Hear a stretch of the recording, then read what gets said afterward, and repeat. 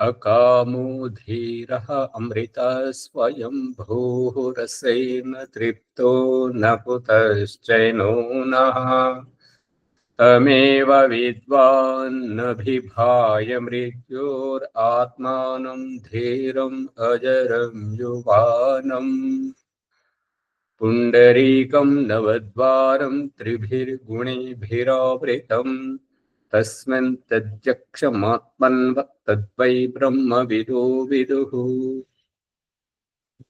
శాంతి శాంతి.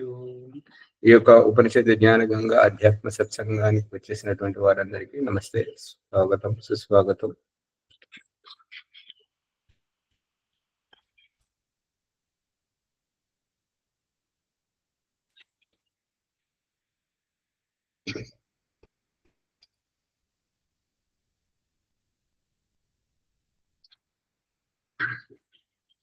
శ్వేతాశ్వతర ఉపనిషత్తు 4వ అధ్యాయము 18వ సర్వేభ్యో నమః 2వ చరణములో తదక్షరం తత్సవితుర్వరేణ్యం ప్రజ్ఞా చ తస్మాత్ ప్రసృత పురాణి.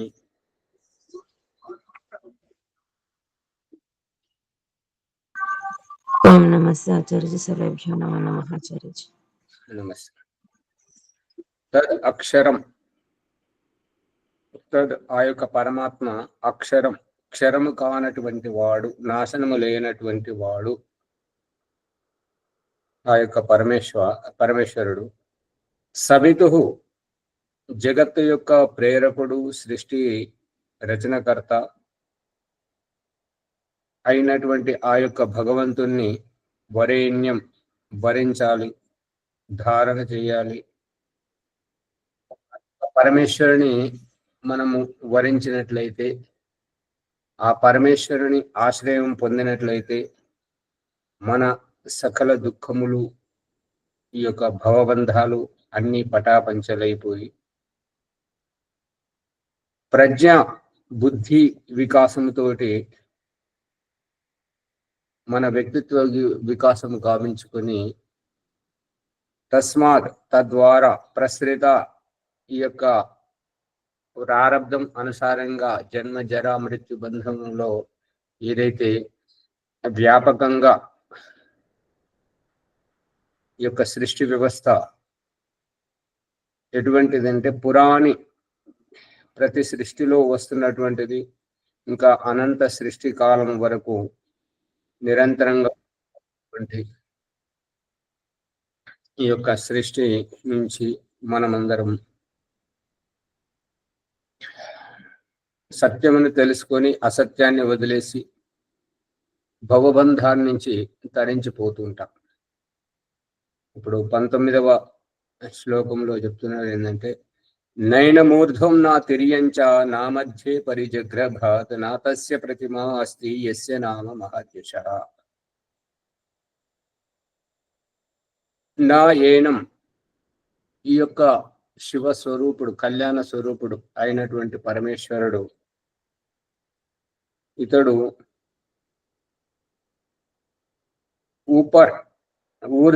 ఊర్ధ్వం అంటే పైన,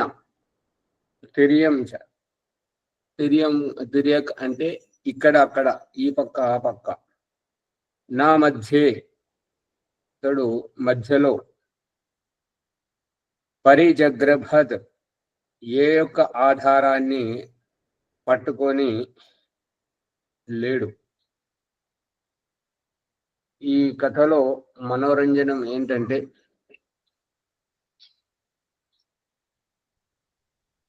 పాలలో వెన్న ఎక్కడ ఉంటది?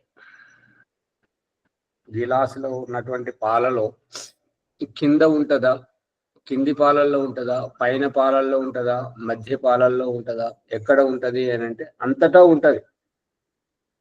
ఆ రహస్యాన్ని మనం గుర్తించాలి. ఆ రకంగా గుర్తించినప్పుడు అంతటా ఉండేటువంటి వాడు, నీలోను నాలోను అందరిలోనూ ఉండేటువంటి వాడు, అతనిని మనము, ఈ పరిస్థితి ఎలాంటిది అని అంటే, లడ్డూలు చేసే రవ్వ లడ్డూలు చేసేటువంటి అతనిని ఆ రవ్వ లడ్డూల్లో పడినటువంటి ఆ పురుగు ఆ రవ్వ కణంలో ఉన్నటువంటి పురుగు లడ్డూలు చేసేవా అతనిని ఏ రకంగానైతే చూడలేదు, పంట చేను వేసినటువంటి రైతును ఒక్క మొలక ఏ రకంగానైతే పరిపూర్ణంగా చూడలేదు, ఒక రాజు మనకు రేవంత్ రెడ్డి కానివ్వండి, లేదంటే కేంద్రానికి ప్రధానమంత్రి నరేంద్ర మోదీ గారు కానివ్వండి, ఒక వ్యక్తి గురించి ప్రత్యేకంగా పట్టించుకోడు. ఒక వ్యక్తి నాగరికులుగా మనం నరేంద్ర మోదీని నాగరికుడిగా అర్థం చేసుకున్నంతగా ప్రధానమంత్రిగా మనం అర్థం చేసుకోలేము. ఒక ప్రధానోపాధ్యాయుడు పాఠశాలలో వచ్చినటువంటి విద్యార్థిని అర్థం చేసుకోగలడు, కానీ విద్యార్థి తన బుద్ధి అనుసారంగానే ప్రధానోపాధ్యాయుని అర్థం చేసుకుంటాడు. పాఠం చెప్పే అతనిగానే అర్థం చేసుకుంటాడు, కానీ అతనికి ఉన్నటువంటి బాధ్యతలు అతని పదవి, హోదా, అధికారాన్ని బట్టి పూర్తిగా అవగాహన చేసుకోలేడు. అందుకని ఈ యొక్క పరమేశ్వరుని సైతం జీవులు పైన ఉన్నాడని, కింద ఉన్నాడని, మధ్యలో ఉన్నాడని, అతడు ఈ విగ్రహానికి పరిమితమయ్యాడని, అతడు ఈ అవతారానికే పరిమితమయ్యాడనేటువంటి మిడిమిడి జ్ఞానంతో ఎవరైతే ఉంటుంటారో ఆ పరమేశ్వరుని స్వరూపాన్ని తెలుసుకోజాలరు. విగ్రహంలో ఉన్నాడు, విగ్రహం చేసేవానిలో ఉన్నాడు, విగ్రహము చెక్కేటువంటి ఉలిలో ఉన్నాడు, సుత్తిలో ఉన్నాడు, ఊడ్చే చెత్తలో ఉన్నాడు, అంతటా ఉన్నాడు. పూజించే పువ్వుల్లో ఉన్నాడు, ఊడ్చే చెత్తలో ఉన్నాడు, అంతటా ఉన్నాడు ఆ పరమేశ్వరుడు. మనం ఒక కోణమును పట్టుకొని పాకులాడేటువంటిది మన మిడిమిడి జ్ఞానం. నలుగురు ఐదుగురు గుడ్డి వాళ్ళను ఏనుగు ఎట్లుంటుందో చూపించమంటే వారి దగ్గరికి ఏనుగును నిలబెట్టి వాళ్ళను పట్టుకోమని చెప్పారు. ఒకరు తోక పట్టుకొని చీపురులాగా ఉన్నది, ఏనుగు ఎట్లా ఉన్నదంటే చీపురులాగా ఉన్నది అంటారు. ఒకరు కాలును పట్టుకొని దూలంలాగా ఉన్నదని అంటుంటారు. ఒకరు చెవును పట్టుకొని చాటలాగా ఉన్నది అంటుంటారు. ఎవరికి ఎట్లా పట్టుబడితే ఆ రకంగా అనుకుంటారే కానీ ఆ సంపూర్ణమైనటువంటి ఏనుగును వాళ్ళు చూడలేరు. ఆ విధంగానే పరమేశ్వరుని యొక్క నిజ స్వరూపాన్ని ఒక అంశములో, ఒక అంగములో పరిమితం చేసి పట్టుకోవడానికి ఏదైతే ప్రయత్నం జరుగుతుందో, ఈ మత సంప్రదాయం పేరుతో కానివ్వండి, ఈ అవతారాల రూపంలో కానివ్వండి, విగ్రహాల రూపంలో కానివ్వండి, ఇదంతా మిడిమిడి జ్ఞానం మాత్రమే, పరిపూర్ణమైనటువంటి సంపూర్ణమైనటువంటి జ్ఞానం కాదు. అందుకని ఎప్పుడైతే ఈ మిడిమిడి జ్ఞానానికే పరిమితమైపోయినప్పుడు మనం పరమేశ్వరుని యొక్క సంపూర్ణమైనటువంటి ఆ విశ్వరూపం నుండి, విరాట స్వరూపం నుంచి మనం వంచితులం అవుతుంటాం. అతని శక్తి సామర్థ్యాలు, అతని గుణగణాల నుంచి మనం వంచితమవుతుంటాం. కేవలం మనం సృష్టించుకున్న ఆకారం వరకే మనం పూజించడము, దాన్ని పొగడము, స్తుతించడము, ఇది కేవలం ఒక చిన్నపిల్లల ఆటగా వర్తిస్తుంటది. అంతేగాని పరమేశ్వరుని యొక్క సకలైశ్వర్య సంపన్నుడైనటువంటి అండపిండ బ్రహ్మాండ నాయకుడు అయినటువంటి ఆ యొక్క పరమేశ్వరుని సంపూర్ణంగా గుర్తించడం అనేటువంటిది తగదు, సాధ్యం కాదు అలాంటి వారికి. అందుకని మనం ఏ రకంగా అనుకోవాలి అంటే విశాల దృష్టికోణం అనుకోవాలి. ఎంత తెలిసినా ఇంకా తెలియాల్సింది చాలా ఉంది అని ప్రయత్నపూర్వకంగా వయసంతా అయిపోతున్నా కూడా నిత్యము ఒక విద్యార్థిలాగా ఇంకా చదువుకోవడానికి, ఇంకా తెలుసుకోవడానికి, ఇంకా ప్రశ్నించడానికి, ఇంకా సందేహ నివృత్తి నెరవేరలేదనేటువంటి తాపత్రయం, కుతూహలం కలిగినటువంటి వారే ఆ యొక్క పరమేశ్వరుని స్వరూపాన్ని తెలుసుకుంటారు. మొన్నటి రోజు ఈ యొక్క ఆశ్రమం ఒక ట్రస్ట్ సభ్యుడు వెంకటయ్య గారు వచ్చారు వాళ్ళ కూతురుని తీసుకుని. ఏం చేస్తున్నావమ్మా అంటే చదువుకుంటున్నాను. ఏం చదువుతున్నావు అంటే కంప్యూటర్ కోర్స్ చేస్తున్నాను. కంప్యూటర్కు భవిష్యత్తే లేదు. ఏంటంటే ఇప్పుడు కంప్యూటర్ పరిస్థితి ఎట్లున్నదో తెలుసా అంటే, అవును కొత్త కొత్త యాప్లు వస్తున్నాయి కదా అంటే, ఆ యాప్ల వరకే. ఏదైతే యాప్ అంటే ఏంటంటే, ఇప్పుడు శరీరానికి ఏదైనా రోగం వస్తే డాక్టర్ పరీక్షించి చికిత్స చేసేవాడు. కానీ ఇప్పటి డాక్టర్ ఎట్లా ఉన్నారని అంటే, చెవి డాక్టర్ దగ్గరికి పోతే ముక్కు తెలియదు, ముక్కు డాక్టర్ దగ్గరికి పోతే పన్ను తెలియదు, పన్ను దగ్గరికి పోతే గొంతు తెలియదు. ఈ రకంగా ఒక అవయవాన్ని పట్టుకొని ఉంటున్నారే కానీ సంపూర్ణమైనటువంటి శరీరానికి పరీక్ష చేసేటువంటి డాక్టర్లు చాలా అరుదు. ఆ విధంగా ఇప్పుడు సమాజం ఏంటంటే విజ్ఞానం వికసితం చేసుకుంటున్న కొద్దీ, టెక్నాలజీ పెరుగుతున్న కొద్దీ మనము ఆ యొక్క వైపుకు వెళ్తుంటే, ఆ టెక్నాలజీ వైపుకు పోతుంటే మనకు మంచి భవిష్యత్తు ఉంటుంది. అంతేగాని ఈ యొక్క కంప్యూటర్ వంటి దీనికి పోతే దానికి మనకు భవిష్యత్ ఏముండదు. ఒక ఊరికి మాత్రమే పరిమితం అవుతుంటాం. పట్టణాలలో దానికి ఎట్లయితే ఉండదో, భవిష్యత్ ఎట్లయితే ఉండదో, ఆ విధంగానే మీరు ఎంత శ్రమ చేసి చదువుకున్నా వ్యర్థమే అవుతుంటది అని అంటే, అప్పుడు ఆ అమ్మాయి అన్నది ఏంటంటే, ఇంకా మనకు అవకాశాలు ఉన్నాయి కదా అని చెప్పేసి అనండి. అవకాశం కోసం చూసి మనం పెద్ద లక్ష్యాన్ని పెట్టుకుంటే పెద్దది దొరకకపోయినా చిన్నవి మనకు ఆవలీలగా దొరికిపోతుంటాయి, సునాయాసంగా దొరికిపోతుంటాయి. ఆ రకంగా ఉండాలి. అంతేగాని దేవుడు ఇంతే, ఈ విగ్రహం వరకే, ఈ మత సంప్రదాయంలో వీళ్ళు పరిచయం చేసినంత వరకే అని భగవంతుణ్ణి ఏదైతే మనం అనుకుంటున్నామో అది సరైనటువంటిది కాదు. చిన్నది ఒక పాట చెప్తున్నా. విశాల భారతదేశం మనది, హిమాలయాలకు నిలయమిది. ఇలాంటి దేశములో మనమంతా విశాల హృదయముతో మెలగాలి. ఇలాంటి దేశములో మనమంతా విశాల హృదయంతో మెలగాలి అని పాట వస్తుంది ఆచార్య. అది ఈ మధ్య మీరు వాడిన దానికంటే ఈ మధ్య వాడాడు చూడండి, రాధా మనోహర్ గారు, ఇది మన దేశం, ఇది మన దేశం అని చెప్పేసి వాడండి. అది చాలా అద్భుతంగా ఉంటుంటది అన్నట్టుగా, చాలా గొప్పగా ఉన్నది, చాలా గొప్పగా. అది ఇక్కడ వర్తిస్తుంది. ఇప్పుడు ఈ మత సంప్రదాయాలన్నీ ఏవి లేవు, ఇవి కేవలం మతం మారినటువంటివి. మూలంలో మాత్రం మనమంతా ఒక్కటే అనేటువంటిది ఆ గేమ్ యొక్క సారాంశం.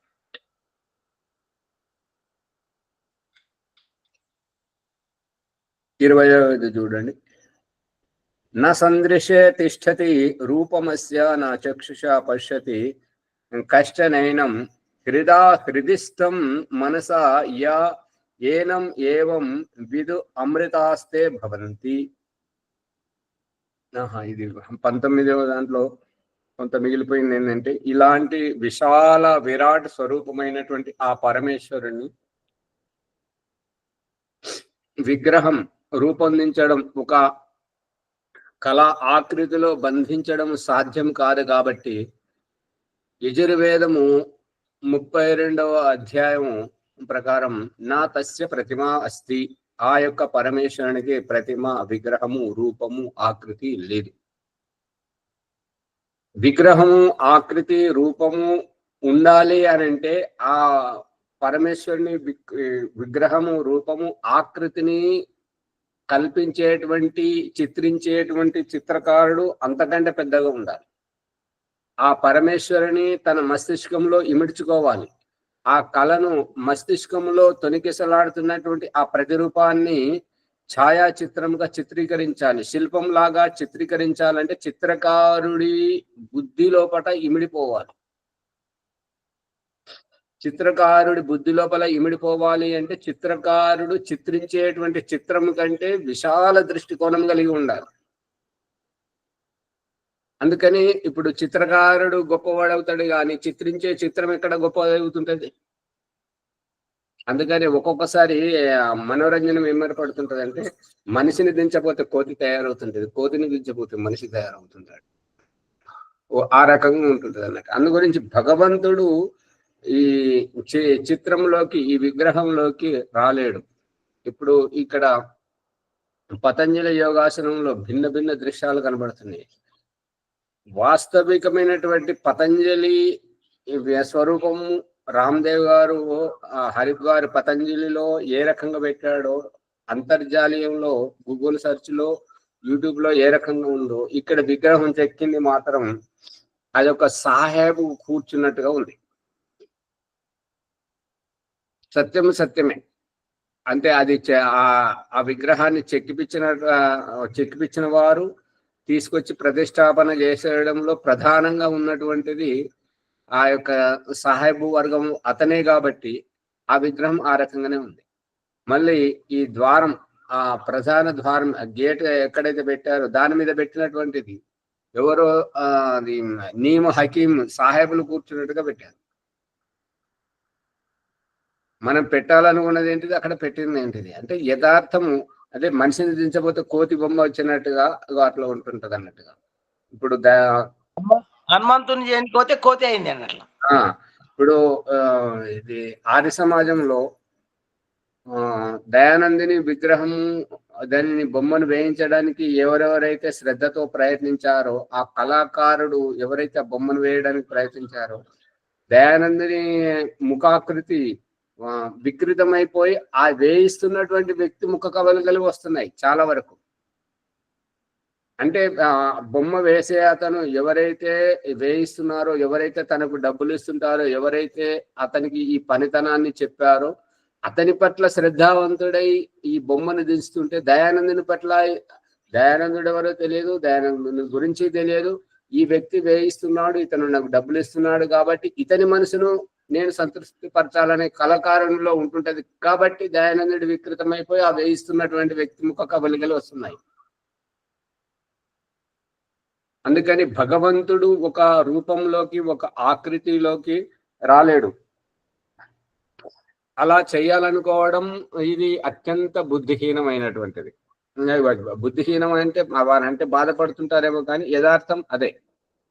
అజ్ఞానం ఆచారి, అజ్ఞానం అదే. ఇప్పుడు ఇంకొకటి, ఇక్కడికి ఒక వ్యక్తి అమావాస్య రోజు పిలిస్తే వచ్చాడు, యజమాన దంపతిగా కూర్చున్నాడు. మరి భగవంతుని స్వరూపం తెలుసునా అంటే చెప్పండి అంటారు. మరి సత్యం చెప్తే జీర్ణించుకుంటారంటే సత్యమే చెప్పాలి కదా అంటారు. ఇప్పుడు భగవంతుడు కళ్ళకు కనబడేవాడు కాదు అని అన్న తర్వాత ఆ వ్యక్తి మేము శివాలయం కట్టుకున్నాం, మమ్మల్ని కాదంటావా అని చెప్పేసి ఇక్కడికి విద్యుత్ సరఫరా చేయడానికి ఎన్నిసార్లు పిలిచినా రావట్లేదు. శ్యామలయ్య గారు కరెంట్ నరసింహుల సంగతి ఆయన ఎందుకు వెనకడుగు వేస్తున్నాడు అని అంటే, ఇది భగవంతుడు మనకు తండ్రి శరీరం నుండి వచ్చేటప్పుడు ఈ శరీరం లేదు, తల్లి గర్భంలోనే ఈ పిండం ఎదిగింది, ఈ పిండానికే కళ్ళు ఉన్నాయి. చచ్చిపోయేటప్పుడు ఈ పిండంతో పాటు ఇక్కడే శవానికే ఉండిపోతాయి కళ్ళు. ఆత్మకు కళ్ళు లేవు. పరమాత్మ ఆత్మవాడు కాదు, పరమాత్మ ఈ కళ్ళవాడు కాదు కాబట్టి ఈ కళ్ళని ఇక్కడే విడిచిపెట్టి ఆత్మ వెళ్ళిపోతుంది. ఆ కళ్ళు మూసుకోవడం కారణం ఏంటంటే కళ్ళు మూసుకుంటున్నటువంటి ఆత్మవాడు పరమాత్మ. అందు గురించి అంతరాత్మతో చూడాలి, అది ధ్యానంతో సాధ్యం అవుతుంటుంటది అని చెప్తే వారికి ఆ విషయం అర్థం కాలేదు. అందు గురించి నానుస్తూ పని చేయకుండా ఇక్కడ అక్కడ అని చెప్పేసి చేస్తున్నాడు. కారణం ఒకటి ఉంటుంది. మీరు ఉండట్లే చెప్పేటల కల్లా ఆయన ఇట్లానే ఈయన కొడుకుకే పుట్టిండా, ఈయననే పుట్టిండా, ఇంకొక ఆయన టీచర్ కూడా అట్లనే నీకు కొడుకు పుట్టిండు వాస్తవం నీకే పుట్టిండా అని అనడము, అవన్నీ వాళ్ళకి ఏమనిపిస్తుంది అంటే వాళ్ళ సూటిగా దెబ్బ తాకినప్పుడు ఈయన డైరెక్ట్ మాకు ఇట్లా అడుగుతున్నాడు అట్లా ఆలోచన చేసుకో.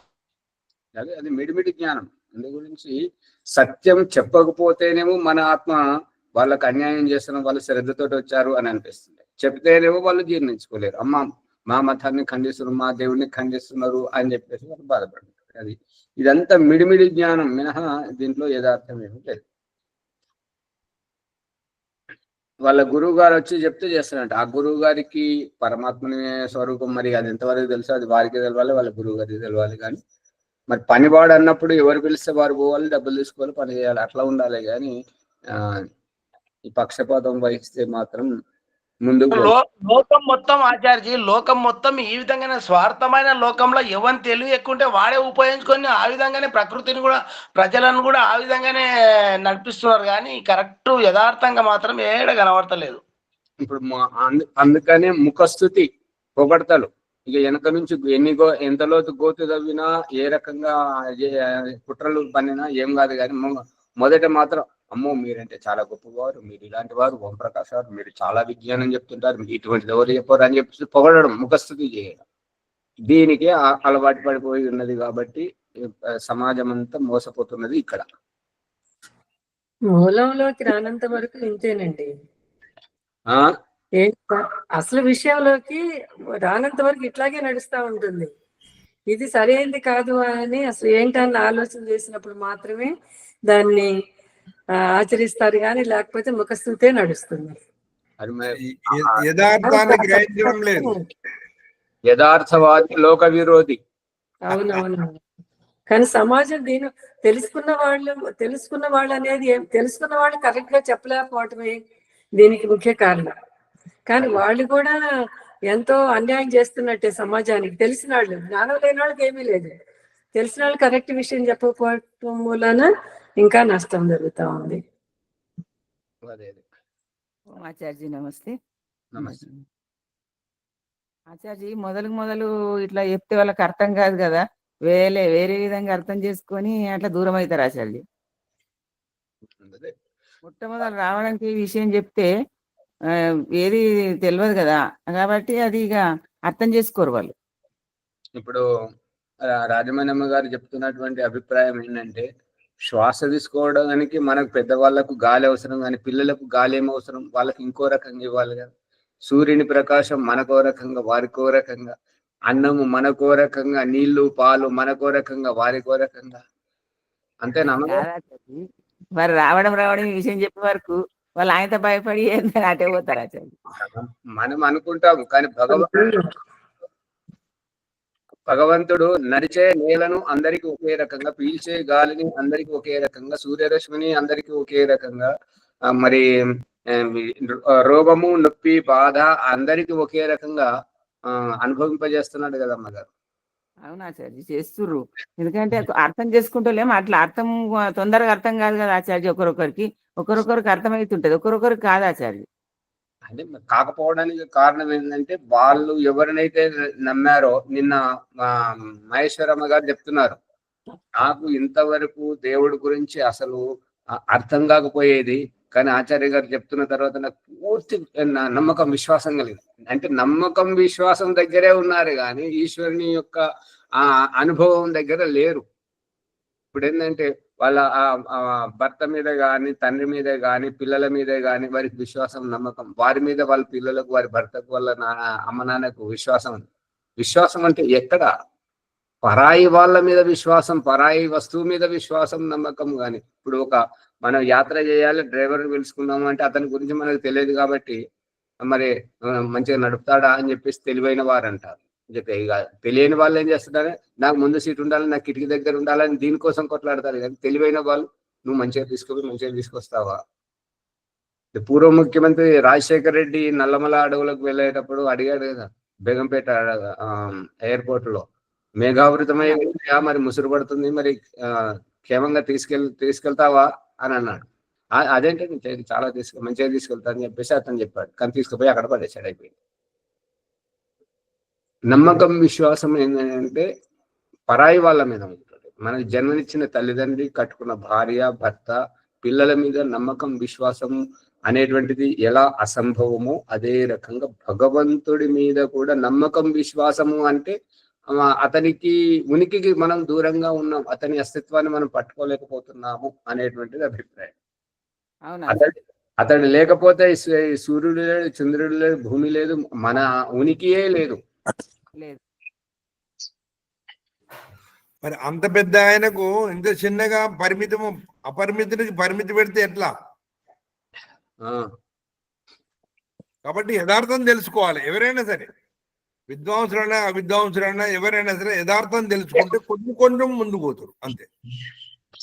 అట్లా అంటే ఇప్పుడు ఏం తెలుస్తుంది ఆచార్య అంటే మనం నడిచే వ్యవహారంలో అన్ని మొదటి నుంచే తప్పులు, తల్లిదండ్రుల కాడికి వెళ్ళి అన్ని వ్యవహారంలో కరెక్ట్ ఎప్పుడప్పుడు తెలుసుకుంటలేదు. పెద్దగా అయినాకనో కొంత తెలివి వచ్చినాకనో మీలాంటి వారు ఎవరో ఇదైనప్పుడే తెలుస్తుంది. కానీ వ్యవహారం నుంచి తల్లిదండ్రుల కాడికి వెళ్ళి మార్పు రావాలి. ఇప్పుడు తెలుసుకున్న దగ్గర నుండి మార్పు తెచ్చుకోవాలండి. ఎవరికి వాళ్ళు అర్థమైన తర్వాత ఇది కరెక్ట్ ఇది కాదు అనేది తెలుసుకున్న వాళ్ళైనా ముందుకు వస్తే కదా. తల్లిదండ్రి దాకా వెళ్తే మళ్ళీ అప్పుడు దాకా వాళ్ళ కథ అయిపోయింది, ఇప్పుడు మన కథ అవుతుంది. తర్వాత పిల్లలు అంటే ముందు మనం ఆచరించడం మొదలు పెడితే ఎవరికి వాళ్ళు అప్పుడు కొంతైనా మార్పు వస్తుంది.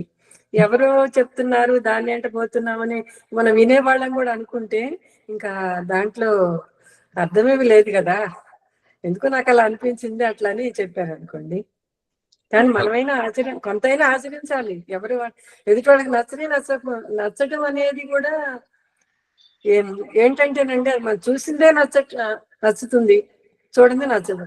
కానీ చూసిన దాంట్లోనే లేదు కదా ఉన్నదంతా, రహస్యం అంతా. ఏదైతే కనపడుతుందో దాని వెనుక చాలా ఉంది అనేటటువంటిది ఆలోచించినప్పుడేగా తెలిసేది.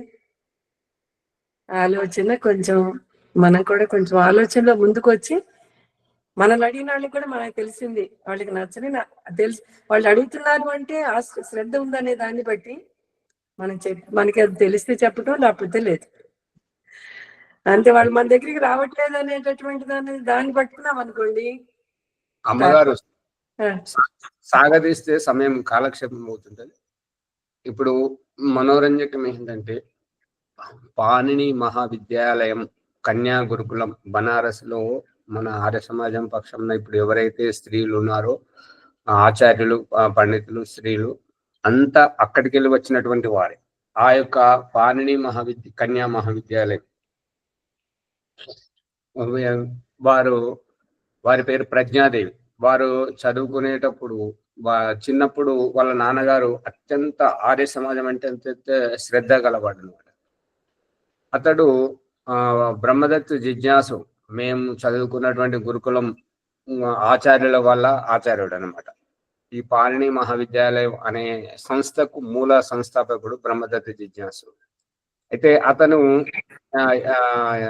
వ్యాకరణం, సంస్కృత వ్యాకరణం చెప్పేవాడు. అయితే ఈ ప్రజ్ఞాదేవి అనే వాళ్ళ నాన్నగారు వచ్చి ఆచార్య గారి సంపర్కంలో ఉండి వాళ్ళ పిల్లలకు అష్టాధ్యాయం గురించి చెప్పారు. ఆమెకేమో ఆధునిక విద్యను చదువుకొని ఒక ఎమ్మెల్యేను, ఎంపీను, ఇంకా పెద్ద పెద్ద ఉద్యోగాల్లో ఈ రకంగా ఆధునిక దృష్టికోణంతో పోవాలని అనుకున్నది. కానీ వాళ్ళ నాన్నగారు అన్నారు, నువ్వు అష్టాధ్యాయం చదువు బిడ్డ, ఇది మంచిది, మన సంస్కృతి, నువ్వు తర్వాత నీ ఇష్టం అని చెప్పేసి బలవంతంగా అష్టాధ్యాయం కంఠస్థం చేయించాడు. ఆ సంయోగం ఏంటో గాని ఆ అష్టాధ్యమైన కంఠస్థమైన కొద్ది రోజులకే 4000 సూత్రాలు కంఠస్థమైన కొద్ది రోజులకే వాళ్ళ నాన్నగారు చనిపోయారు.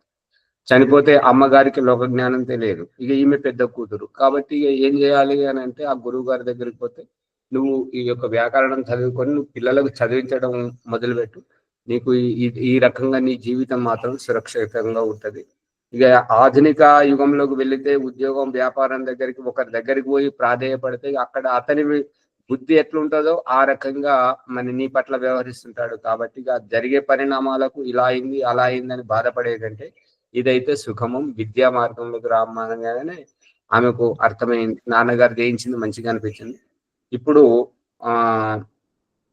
భారతదేశంలోనే కాక దేశ విదేశాలలో స్త్రీలు ఎక్కువ శాతం చదువుకున్నటువంటి వాళ్ళందరికీ ఆమె విద్యాదానం చేసి చాలా గొప్ప స్థానంలో ఉన్నది.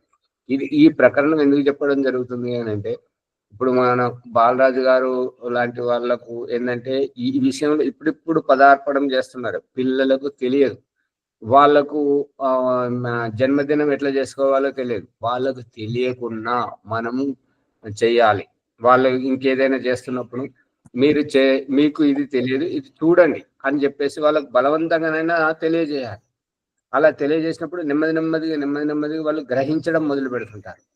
వాళ్ళకి తెలియదు, వాళ్ళకి ఇష్టం లేదని మనం దూరంగా ఉంటే వాళ్ళు ఇంకా దూరం అయిపోతారు. ఇది ఇక్కడ రహస్యం. భగవంతుడు చూపిస్తున్న దృష్టాంతం ఏంటంటే, చిన్నపిల్లలు తినడానికి ఇష్టపడరు, అయినా తల్లి చందమామను చూపిస్తూ కాకిని కుక్కని పిల్లను చూపిస్తూ భయపెడుతూ బుజ్జగిస్తూ తినబెట్టడం అలవాటు చేస్తుంది. ఆ తినడం అలవాటు అయిన తర్వాత ఇక వాళ్ళు నేర్చుకుంటారు. స్నానం చేయడం ఆ రకంగా, నేను స్నానం చేయాలంటే చేయను, నీళ్ళంటే భయం అని కొట్టి తిట్టి ఏదో రకంగా బుజ్జగించి స్నానం చేయించి అన్ని నేర్పిస్తుంటారు. బలవంతంగా నేర్పించినవి వాళ్ళకు తర్వాత అలవాటు అయిపోతాయి. ఓహో ఇది తప్పనిసరి అనేటువంటిది. అదే దేవుడి విషయంలో కూడా మనం ఎంత సరళం ఆ నిరాకారం అర్థం కాదు అని మనం ఎంత దూరం పోతే ఏ విషయమైతే మనం తెలుసుకుంటూ ఉంటామో దాంట్లోనే ఇమిడిపోతాము తప్ప అంతకు మించి తెలుసుకోవాలని అనుకోలేము. అది ఇక్కడ జరుగుతున్నటువంటి విషయం. అంతేందుకు రానికి స్నానం చేయాలి, బొద్దుగా లేవాలి, అవన్నీ కథలు చేయాలి. ఎంతమందికి ఇప్పుడు మరి ఎప్పటికి అలవాటు చేసుకున్న వాళ్ళకి కూడా రానికి ఇబ్బంది అవుతున్నాం. అంత తెలిసి కూడా మరి మీరు ఇంత శ్రద్ధతోటి చేస్తుంటే కూడా మేము రావాలంటే మాకు ఎన్నో ఇబ్బందులు అవుతున్నాయి, చాలా ఇబ్బందులు అవుతున్నాయి. పిల్లలు చిన్న పిల్లలు ఆత్మస్థితిలో ఉంటారా ఆచార్యజీ?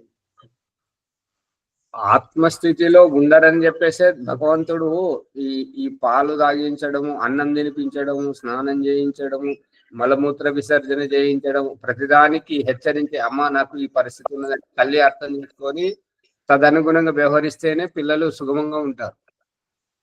వాళ్ళకు తెలియంది మనం తెలియజేయాలి. బడికి పోవాలని అనుకుంటారా? ఎంత కొట్టి తిట్టి బుజ్జగించి చాక్లెట్ డబ్బులు అని ఏదేదో ప్రలోభ పెట్టి వాళ్ళను బడికి పంపించి నేర్పిస్తుంటాం కదా.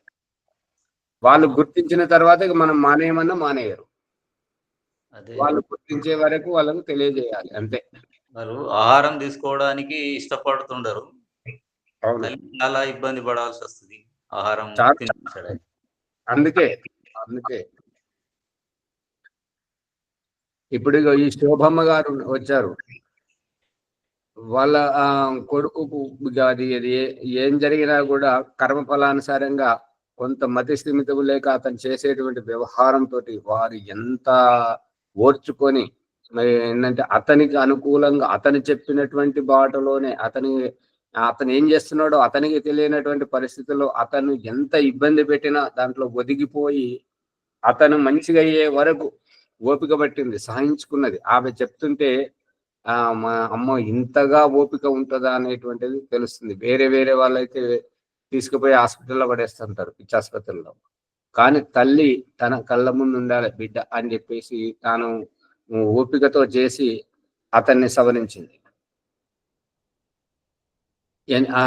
ఒక నెల 2 నెలలు కాదు, దాదాపు 15-20 సంవత్సరాలు. అంతేనా శోభమ్మ గారు?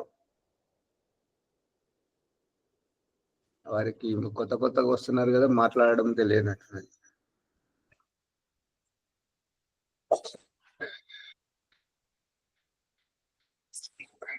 అందుకని తెలియని విషయాన్ని తెలియజేయాలి. దాని గురించే భగవంతుడు మనల్ని తల్లిదండ్రులుగా ముందుకు పంపించి వెనక నుంచి తర్వాత కొన్నాళ్లకు ఆ పిల్లలను మన కడుపున జన్మింపజేసి మనల్ని గురువుగా ముందుగా తీర్చిదిద్ది తర్వాత శిష్యులను పంపించి విద్యార్థులను పంపించి మన చేత వారికి తెలియని గుణగణాలను నేర్పింపజేస్తున్నాడు. భగవంతుడు చేసేది ఇది. ప్రభాకర్ గారు పట్టుకుంటున్నారా లేదా? అవును పట్టుకుంటున్నా. అది అంతే తేడా. ఇక మనము వారి బాధ్యతను గుర్తించని నాడు మనం ఉన్నా ఒకటే లేకున్నా ఒకటే. మన ముంగటే వాళ్ళు ఇబ్బందులు పడుతుంటే నానా ఎదురు దెబ్బలు, సామాజిక ఎదురు దెబ్బలతోటి అష్ట కష్టాలు పడుతూ ఉంటే మనం ఉన్నా ఒకటే లేకున్నా ఒకటే.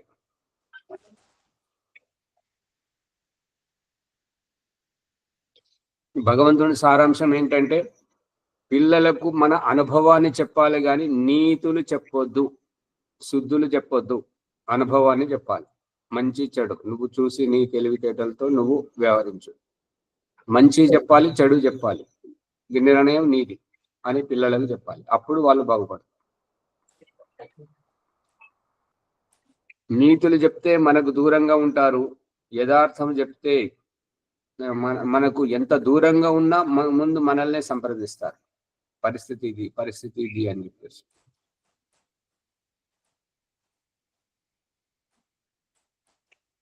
వాళ్ళకి కష్టం వచ్చినప్పుడు మనల్ని సంప్రదిస్తారు, కష్టం రానప్పుడు ఇక వాళ్ళ పని వాళ్ళు చేసుకుంటూ పోతుంటారు ఆచార్య. అవును. అదే కష్టము అని అంటే ఏంటంటే, కష్టం అంటే ఏంటంటే వాళ్ళకు అర్థం కాని విషయంలో మనల్ని సంప్రదిస్తారు. వాళ్ళకు అర్థమైనప్పుడు అది సహజంగా ఉన్నప్పుడు వాళ్ళ దారిలో వారు వెళ్తుంటారు. ఈ నీతులు చెప్పేవారు ఏంటంటే ప్రతిదీ నేనన్నట్టే సాగాలి, నేనన్నట్టే నువ్వు నటించాలి. అందు గురించి వాళ్ళ దగ్గర నటిస్తుంటారు, పిల్లలు చెడిపోతారు. 20వ చూడండి. నా సందృశ త్రిష్టతి రూపమస్య నా చక్షుష పశ్యతి కశ్చనైనం హృదా హృదిస్థం మనసా ఏనం ఏవం విదు అమృతాస్తే భవంతి. ఇక ఆ యొక్క పరమేశ్వరుని యొక్క రూపం కంటికి కనబడేటువంటిది కాదు, కంటికి అందేటువంటిది కాదు. కంటికి అందడము అని అంటే, కంటికి అందడము అంటే భగవంతుడు చూపిస్తున్న దృష్టాంతం ఏంటంటే,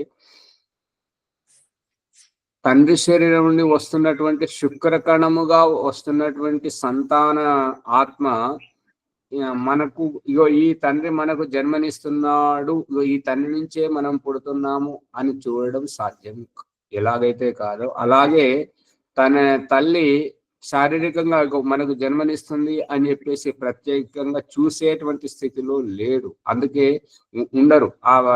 ఎందుకు ఉండరు అంటే గర్భంలోంచి వస్తున్నప్పుడు ఆ మాయా తోటి కప్పబడి ఉండి కళ్ళు మూసుకొని ఉంటుంటాయి. అందు గురించి తల్లి ఎవరో తండ్రి ఎవరో తెలియదు. తర్వాత లోక పరిచయం గురించి అభిభావకులు పరిచయం చేసినప్పుడే తల్లి తండ్రి పరిచయం అవుతుంటారు. తల్లి ద్వారానే తండ్రి పరిచయం అవుతుంటాడు. ఇప్పుడు ఈ విషయం చెప్తే బయట వాళ్ళకు కోపం వస్తుంటది. తండ్రిని కాదంటాడు, తల్లిని కాదంటుంటాడు అంటారు. కానీ యథార్థం ఏంటి? ఏది ఇదే కదండి, చూడలేని స్థితే కదా. తల్లి పరిచయం చేస్తేనే తండ్రి విషయం తెలుస్తుంది. అవును. అందుకని మనం లేని విషయాలను, మంచి విషయాలను మనం గుర్తించినప్పుడు పిల్లలకు అప్పుడో ఇప్పుడు అందుకే ఈ భగవంతుడు సందర్భాలను మన ముందు పెట్టింది ఏంటంటే, పుట్టినరోజని, పెళ్లి రోజని, పండుగల రోజని, యొక్క జాతరలో అని, ఇంకా చుట్టాలు వస్తున్నారు, ఏదో ఒక సాకు పెట్టాడు ఈ సందర్భాలు. ఆ సందర్భాలలో అయినా సరే తెలియని విషయాన్ని తెలియజేయాలి. తీర్థయాత్రలని తీసుకెళ్లి చూపించడం, వీటన్నిటి వెనక రహస్యం. ఇక బాలరాజు గారి సిద్ధాంతం ఏంటంటే, ఈ అమ్మ వారి నెత్తికరం ఉన్నది అర్థం కాదు, ఏం చేయాలి, వాళ్ళకే అర్థమైనట్టయితే వాళ్ళే తీసుకురమ్మన్నట్టయితే మన ప్రత్యేకత ఏముంటుంది? బాలరాజు గారు ఉన్నారా, వెళ్ళిపోయారా?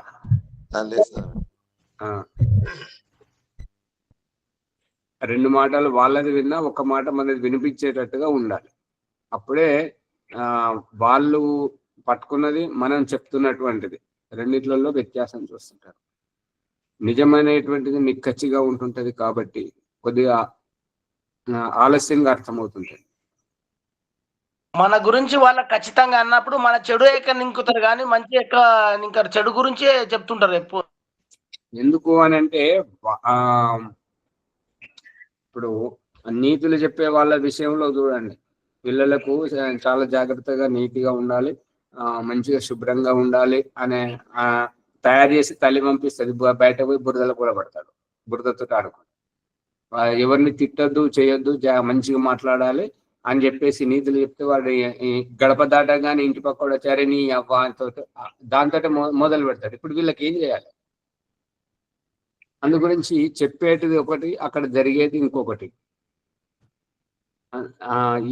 ఈ విషయాన్ని గురించే భగవంతుడు చెప్పిస్తున్నటువంటిది ఏంటంటే, తల్లిదండ్రుల నుంచి బయటకు పోతున్నటువంటి వాళ్లకు తైలము భద్రము జాగ్రత్తగా, ఇక మా దరిదాపు నుంచి నువ్వు దూరంగా పోతున్నావు కాబట్టి ఇక నీకు నీవే జాగ్రత్త, నీ గురించి నీవే అన్ని రకాలుగా జాగ్రత్త, వెనక ముందు చూసుకొని వెళ్ళాలి, రోడ్డు దాటేటప్పుడు జాగ్రత్తగా వెళ్ళాలి అని జాగ్రత్త భద్రము అనే పదాల యొక్క అభిప్రాయం. మరియు కళ్ళకు కనపడేవాడు కాదు కాబట్టి ఎన్ని మత సంప్రదాయాలు వెలిసినా, ఏ రకంగా వెలిసినా కళ్ళు మూసుకోవడం మూసుకోవడం అంటే మూలం దగ్గరికి తీసుకురావడం. రాజమణిమ్మ గారు, బాలరాజు గారు, కళ్ళు మూసుకోవడము అంటే కనబడే రూపాన్ని పెట్టుకొని ఆడంబరం సృష్టించిన, కానీ చివరికి వస్తే మొక్కుకునేటప్పుడు మాత్రం కళ్ళు మూసుకునడం అంటే మళ్ళీ మూలంలోకి తీసుకెళ్లడమే. వస్తుందా రాలేదా? వస్తుంది ఆచార్య. అవునవును, వస్తుంది ఆచార్య. చెప్పగలగాలి, చూపించగలగాలి. భగవంతుడు ఈ యొక్క సుగంధ ద్రవ్యాల రూపంలో కూడా చూపించేది అదే. కనబడే రూపము ఎంత ఇంపుగా ఉన్నా దాని గుణం, మిరపకాయ గుణం ఇది, ఉప్పు గుణం అది, చక్కెర గుణం ఇది, చింతపండు గుణం ఇది అని పదార్థ గుణాలను చూపిస్తున్నాడు కదా సుగంధ ద్రవ్యాలను. అవునాచార్య. లవంగము, యాలకులు వాటి యొక్క రూపం ఇది, దాని రుచి ఇది అని. ఇది హృదయములో స్థితమై ఉంటుంటది. హృదయంలో సుగంధ ద్రవ్యాలను, పదార్థాలను చూపించి కనబడినటువంటి గుణాన్ని అనుభవపేతంగా తెలుసుకోమంటున్నాడు కదా. అక్కడ అదే అనుభవపేతంగా ఎవరు తెలుసుకుంటే వాళ్ళకి, పిల్లలైనా పెద్దలైనా ఎవరైనా. అదే విధంగా అమ్మను నాన్నను, మగ శరీరం నాన్న కాదు, ఆడ శరీరం అమ్మ కాదు అని హృదయంతో, అది వారి ప్రవర్తనతోటి గమనిస్తారా లేదా? గమనిస్తారా ఆచార్య? గమనిస్తాం. అది అందుకని ఆ గమనించే దాంట్లో అధ్యాత్మం ఉన్నది, గమనించని తొందరపాటులో భౌతికం ఉన్నది, అంతే తేడా. అందుకని ఏదైతే హృదయముతో మనస్సుతోటి గ్రహించడం జరుగుతుందో అక్కడ అవగాహన కలుగుతుంది, వ్యక్తిత్వ వికాసం కలుగుతుంది, జీవనముక్తి కలుగుతుంది, అధ్యాత్మం ప్రతిఫలిస్తుంది. ఆ గుణం అనేది అందరికి తెలుస్తుంది ఆచార్య. చిన్నపిల్లగానికి కూడా కారం వస్తుందని అంటాడు. అవును, కారం పెడితే కారం వస్తుంది అంటాడు. ఇప్పుడు చెప్తే విననప్పుడు వాళ్లకు అనుభవపేతంగా భగవంతుడు సైతం హెచ్చరిస్తున్నాడు. ఏంటంటే నిప్పును కాల్చిన తర్వాత మళ్ళీ నిప్పు దగ్గరికి పోరు. నిప్పు కాలిన తర్వాత, చీమలు పుట్టిన తర్వాత పిల్లలు మళ్ళీ అవి చూడగానే భయపడతారు.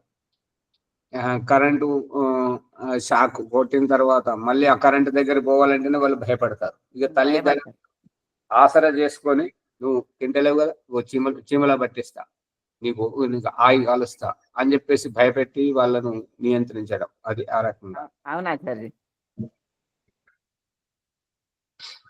21 దాంట్లో చూడండి, అజాత ఇత్యేవం కశ్చిత్ భీరు ప్రపద్యతే. ఈ 20వ దాంట్లో హృదిష్టం, ఈ హృదయం ద్వారా, హృదయమును మనసుకు ఆహ్లాదకరంగా ఉండేటువంటి దానిని తెలుసుకున్నటువంటి వారు అమృతాస్తే భవంతి, వాళ్ళు అమృతం ఈ యొక్క దుఃఖం నుంచి తరించిపోతుంటారు. ఆ రకంగా తరించిపోవడమే ఈ భవసాగరం నుంచి తరించి జీవన్ముక్తిని పొందడం. 21 అజాత ఇత్యేవం. అజాత అంటే ఉత్పన్నము కానటువంటి, పుట్టనటువంటి గిట్టనటువంటి, గిట్టుకలు లేనటువంటి, చావు పుట్టుకలు లేనటువంటి స్థితి ఆ యొక్క పరమేశ్వరుని. ఈ విధంగా ఎవరేని కశ్చిత్ అంటే ఎవరేని భీరు పాపకర్మలు చేయాలంటే భయపడాలి. పాపకర్మలు చేయడానికి ఎందుకు భయపడాలి? భగవంతుడు చేస్తున్నాడు కాబట్టి. పాపకర్మలు చేయడానికి భయపడడం ఎందుకు అని అంటే, భగవంతుడు హెచ్చరిస్తుంటాడు, ఇది తప్పు, చేయొద్దు అని లోపల నుంచి హెచ్చరిస్తుంటాడు. ఒకటి. ఇంకొకటి, తప్పు చేసిన వారిని శిక్షించేటువంటి విధానం, పోలీసులు పట్టుకపోవడం, జైల్లో పెట్టడం, ఊరి తీయడం, ఈ రకంగా అంగభంగం చేయడం, అవన్నీ చూస్తుంటారు. కుంటి వాళ్ళను, గుడ్డి వాళ్ళను, మగవాళ్ళని. ఈ యొక్క గౌతమ బుద్ధుడు గడప దాటింది దేని గురించి అంటే, ఒక శవాన్ని చూసి, ఒక రోగిష్టిని చూసి, ఒక బాధలో ఉన్నటువంటి వాడిపోయిన చెట్టును, కొట్టేసిన చెట్టును, అటువంటివన్నీ చూసి గడప దాటాడు కదా.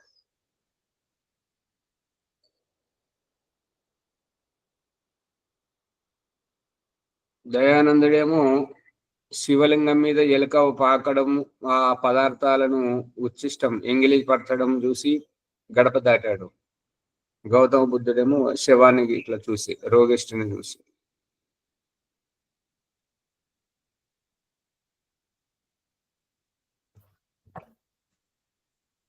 అందుకని ఈ యొక్క అది కనబడే రూపం పరమాత్మ స్వరూపానికి భిన్నమైనటువంటిది, పరమాత్మ స్వరూపానికి అందనటువంటిది, పరమాత్మ స్వరూపాన్ని ఒక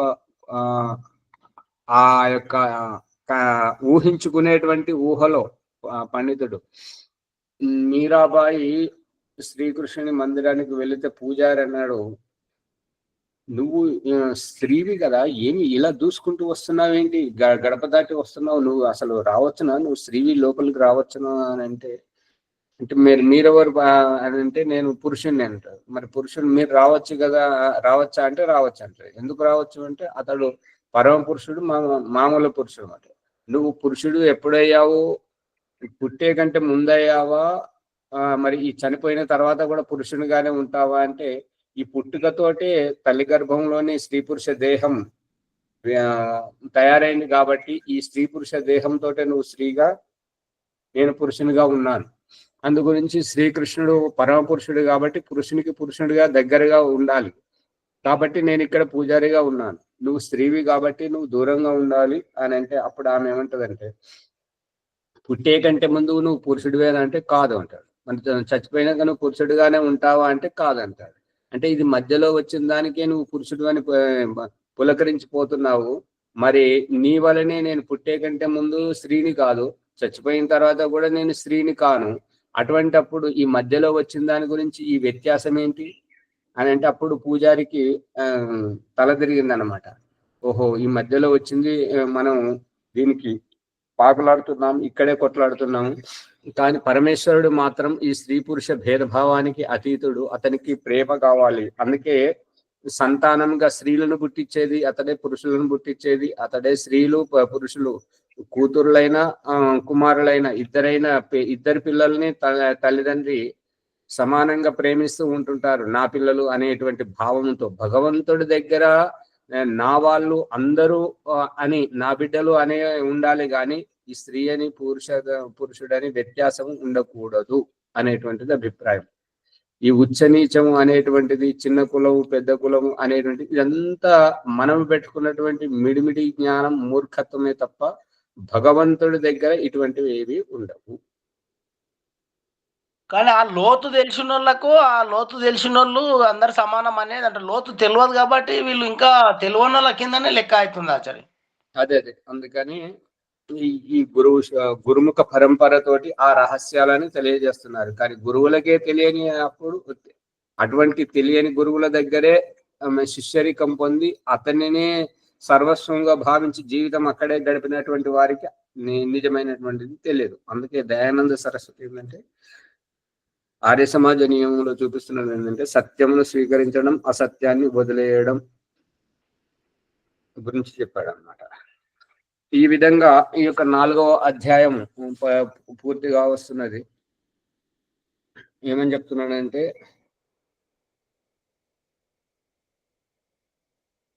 ఇంకో కొద్దిగా ఉన్నది, రేపు చెప్పుకుందాం. సమయం పూర్తి అయిపోయింది కాబట్టి సమయం మర్యాదలో ఉండాలి.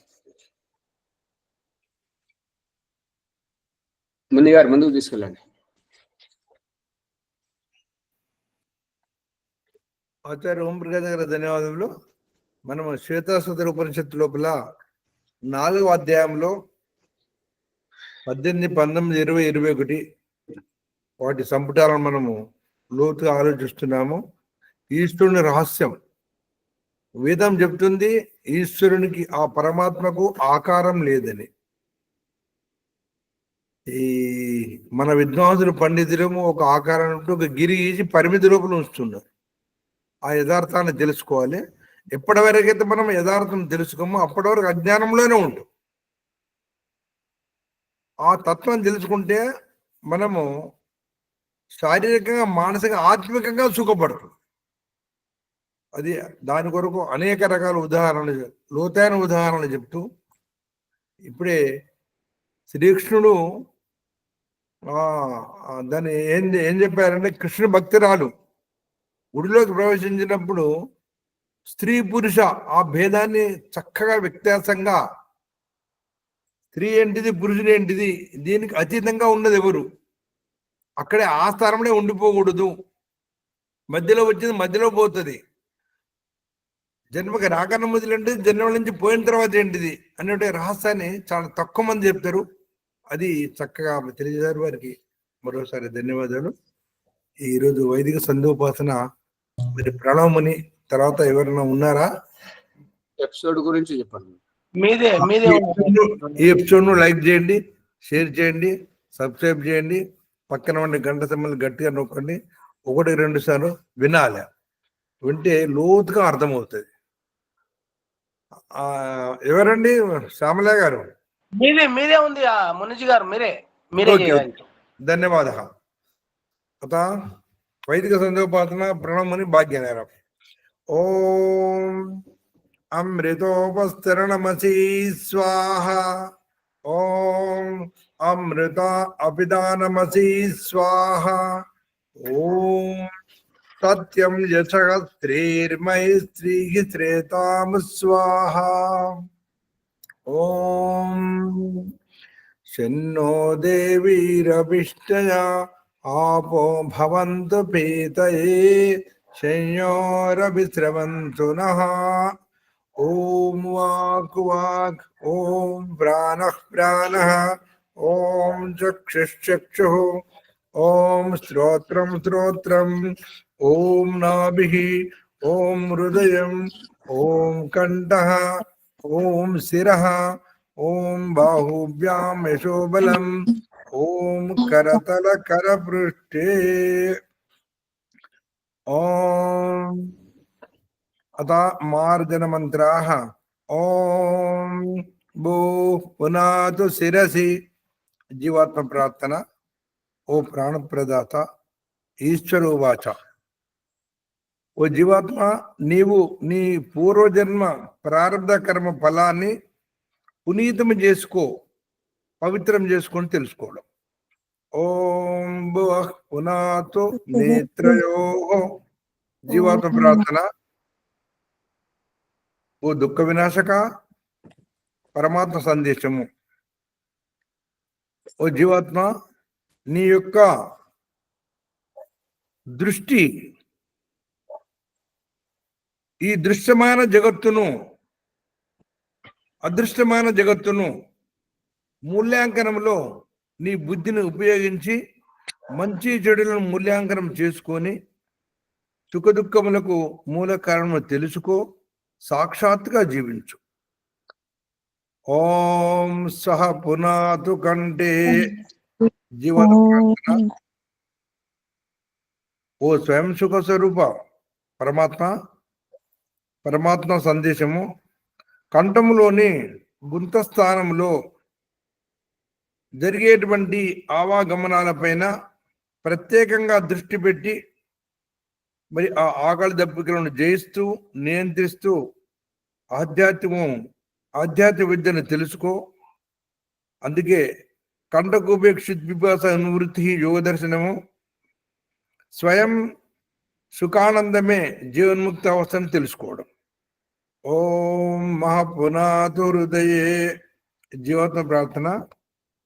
ఓ మహిమాన్విత మాయాస్వరూప పరమాత్మ పునాతు హృదయ అంటే ఆధ్యాత్మిక జ్ఞానాన్ని పెంపొందించుకుని ఈశ్వరుని పట్ల నీ భ్రమలను నివృత్తి చేసుకో. తద్వారా యోగము యాగము త్యాగము ద్వారా ఈశ్వరోపాసన ద్వారా అడుగులు ముందుకు వేయాలని తెలుసుకోవడం. ఓం జన పునాతునాభ్యాం. జీవాత్మ. ఓ జగన్నాయక, ఈ జన్మ జరావరణ అంతరార్థం ఏమిటి స్వామి? పరమాత్మ. పునాతునాభ్యాం అంటే నాభి చక్రములో సంయమన ద్వారా ధ్యానం చేసి జన్మల అంతరార్థం తెలుసుకోవడం. నాభి చక్రే కాయ ఊహ జ్ఞానం యోగ దర్శనం. ఈ తిని త్రాగి విసర్జించే క్రియల వెనుక ఉన్న రహస్యాన్ని తెలుసుకోవడం. ఓం తప పునాతు పాదయో జీవాత్మ ప్రార్థన. ఓ పరాత్పర, ఈ తపస్సు యొక్క అంతరార్థం ఏమిటి స్వామి? పరమాత్మ సందేశం.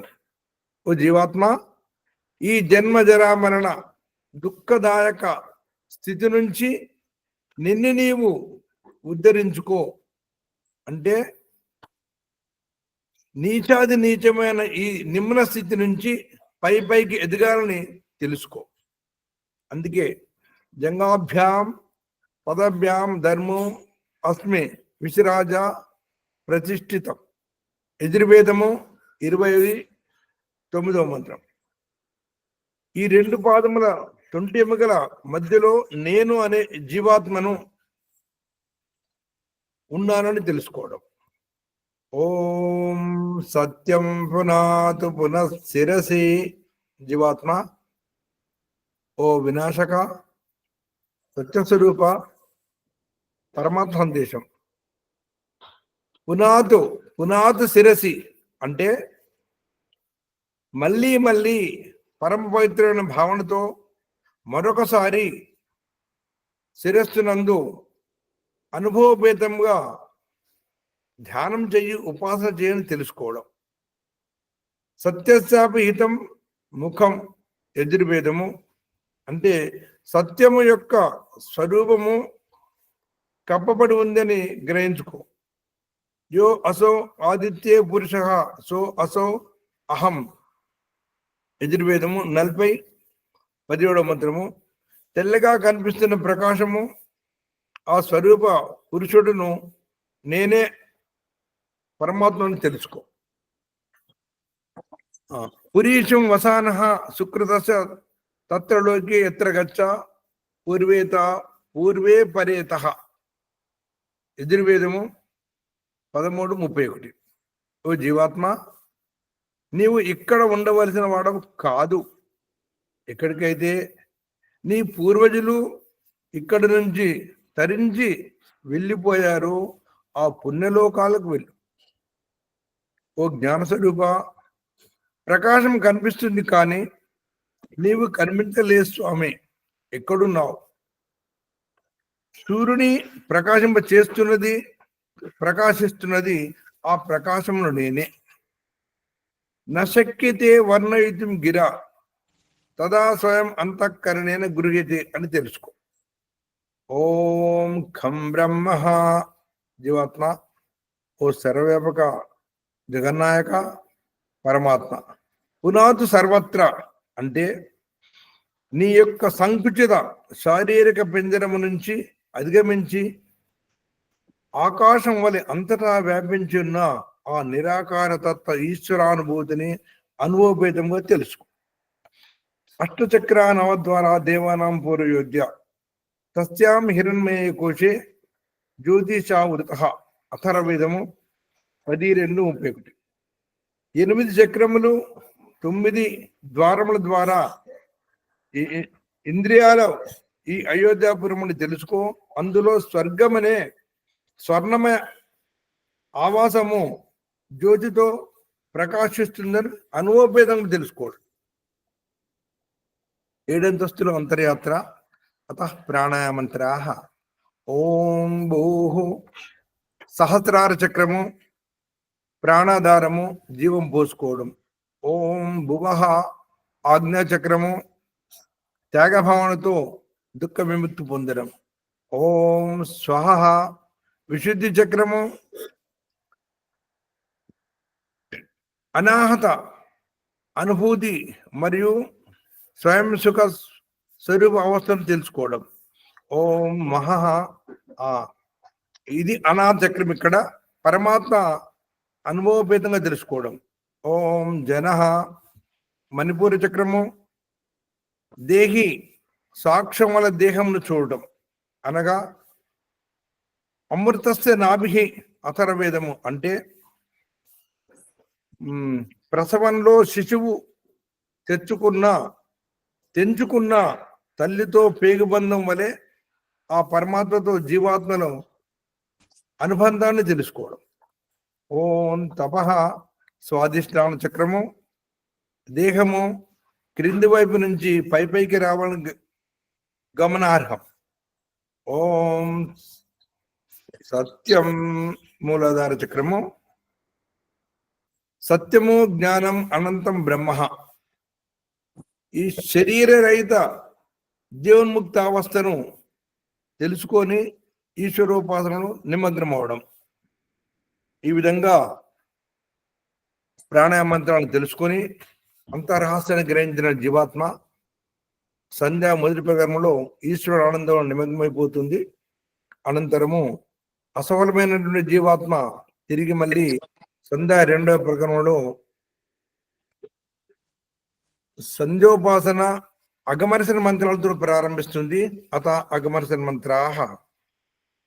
ఓం ऋतं च सत्यं चाभिद्या तपसोऽध्यजायत ततो रात्र्यजायत ततः समुद्रो अर्णवः समुद्रादर्णवादति संवत्सरो अजायत अहोरात्रान् विददादिश्चमियतो वसि सूर्याचन्द्रमसौ दाता यथा पूर्वमकल्पयत् दिवंत पृथ्वींचान्तरिक्षमतो स्वहा. ओम शन्नो देवीरविष्टया आपो भवन्तु पीतये संयोरभिस्रवन्तु नः. अतो मनसा परिक्रमण मंत्राः. ओम प्राचीदिकग्निरधिपतिरशितो रक्षितादित्या इचवः येभ्यो नमोऽधिपतिभ्यो नमो रक्षितृभ्यो नमः एभ्योऽस्तु योऽस्मान् द्वेष्टि यं वयं दिष्मस्तं वोजं वेदद्मः. ఆ పరమాత్ముడు తూర్పు దిశలో అగ్ని ప్రకాశ స్వరూపుడై ఆధిపతి అయ్యుండి చంద్రహాస కొడవల వలె ఆదిత్య కిరణాల ద్వారా సమస్త ప్రాణులను అక్కడ చేర్చుకొని రక్షిస్తున్నాడని తెలుసుకోవడం. ఓం దక్షిణాదిగింద్రోధిపతి చిరాజే రక్షితా పితరేశమః ఏభ్యో నమోధిపతిభ్యో నమో రక్షితృభ్యో నమేభ్యోऽस्तु योऽस्मान् द्वेष्टि यं वयं दिष्मस्तं वोजं वेदद्मः. దక్షిణ దిశలో ఇంద్రుడు అనంత ఐశ్వర్యానికి స్వామి అయిన పరమాత్మ ఆధిపతి అయ్యుండి సృష్టిలోని వంకర టింకరగా కుట్ర కుతంత్రాలతో జీవనాన్ని యానం చేస్తున్నటువంటి ఆ ప్రాణులను నుండి తల్లిదండ్రుల వలె కంటికి రెప్పలా కాపాడుతున్నాడని తెలుసుకోవడం. ఓం ప్రదేశే దిగ్వరుణోధిపతి పృథాగో రక్షితాన్నమిషమః ఏభ్యో నమోధిపతిభ్యో నమో రక్షితృభ్యో నమేభ్యోऽस्तु योऽस्मान् द्वेष्टि यं वयं दिष्मस्तं वोजं वेदद्मः. పశ్చిమ దిశ లోపల ఆ పరమాత్ముడు వరుణుడిగా ఉండి ఆధిపతి అయి సృష్టిలోని సమస్త ప్రాణుల కొరకు ఆహార ధాన్యాలలో ధాన్యమును ఉత్పన్నం చేయించి అందులో పొట్టతో ప్రాకులాడే పురుగులను ఆశ్రయింపజేసి, ఓ జీవాత్మ, ఈ అన్నము నిరాపద జీవనాధారమని తెలుసుకో అని తెలియజేస్తూ అన్నదాతగా రక్షిస్తున్నాడని తెలుసుకోవడం. ఓం ఉదేజే దిక్ సోమాధిపతి స్వజో రక్షితాశని రిషభః ఏభ్యో నమోధిపతిభ్యో నమో రక్షితృభ్యో నమేభ్యోऽस्तु योऽस्मान् द्वेष्टि यं वयं दिष्मस्तं वोजं वेदद्मः. ఆ పరమాత్ముడు ఉత్తర దిశ లోపల సోముడుగా చంద్రుడుగా ఆధిపతి అయి ఉండి స్వయముగా పుట్టుకొచ్చే క్రిమి కీటకాల పట్ల విద్యుల్లతను ఉత్పన్నం చేసి శరాఘాతమై ఉండి ఆ విద్యుల్లతతో పాడి పంటలను సస్యశామం చేస్తూ రక్షిస్తున్నానని తెలుసుకోవడం. ఓం ధ్రువాదికి విష్ణురధిపతి కల్మా చగ్రీవో రక్షిత వీరుదేశమః దేవ్యో నమో రక్షేత్రిభ్యో శిభ్యోన్నమేభ్యోస్తు యోస్మాన్ ద్వేష్టి యం అయం దిష్మస్తమోజంబే దద్మః. క్రింది దిశ లోపల ఆ పరమాత్ముడు అధిపతి అయి విష్ణు రూపంలో ఉండి సమస్త ప్రాణులకు రక్షణార్థము